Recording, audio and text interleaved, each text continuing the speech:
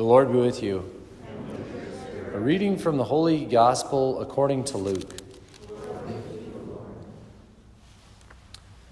Jesus returned to Galilee in the power of the Spirit, and news of him spread throughout the whole region. He taught in their synagogues and was praised by all. He came to Nazareth, where he had grown up, and went, according to his custom, into the synagogue on the Sabbath day. He stood up to read and was handed a scroll of the prophet Isaiah. He unrolled the scroll and found the passage where it is written, "The Spirit of the Lord is upon me, because he has anointed me to bring glad tidings to the poor.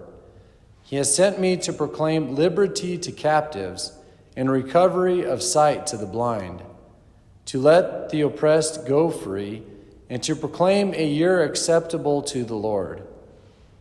Rolling up the scroll, he handed it back to the attendant and sat down. And the eyes of all in the synagogue looked at him intently at him, and he said to them, "Today this scripture passage is fulfilled in your hearing." And all spoke highly of him and were amazed at the gracious words that came from his mouth. The Gospel of the Lord. Praise to you, Lord Jesus Christ. Saint Raymond of Pennafort, who we celebrate today, he is the patron saint of canonists and lawyers. So he was renowned in his work with canon law and wrote some stuff on that. And after reading his little segment in our office of readings this morning, that combined with then the opening prayer today, said he was outstanding in his mercy and compassion. And I was like, wow, that's really kind of a contrast after reading the opening, his thing in the office of readings, because, man, he was fire and brimstone. And but, hey, I think we kind of, we don't have the same degree of understanding of mercy and compassion that a lot of people did, especially those in the 13th century when he lived. So it reminds me of, just harken back to what St. John said in the first reading. He said, "Beloved, we love God because he first loved us." Okay? If anyone says, "I love God," and hates his brother, is a liar. For whoever does not love a brother whom he has seen cannot love God whom he has not seen. Sounds great, right? What do we mean by love, right? I think in today's culture we mean something a little bit different than they might have in Raymond's day, okay?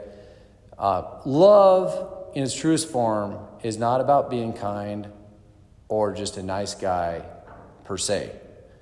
It's about willing the good of the other, like the eternal good of the other, like getting the old boy to heaven.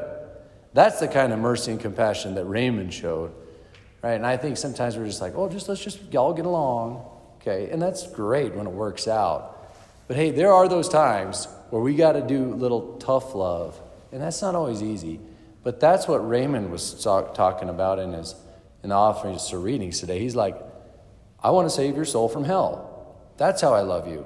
Wow, that is a deep degree of love.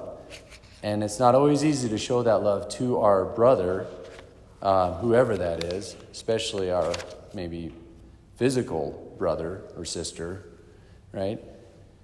Jesus went to his hometown today, to Nazareth, and he preached the gospel to them. And here it said, all spoke highly of him and were amazed at the gracious words that came from his mouth. Do we all remember what happened shortly after this scene? They wanted to throw him off the cliff because he pricked their consciences. Like he stirred the pot. He played a little tough love with them, and they wanted to throw him off the cliff, and he barely got out of town. I'm just saying, hey, love isn't easy. It isn't always pretty.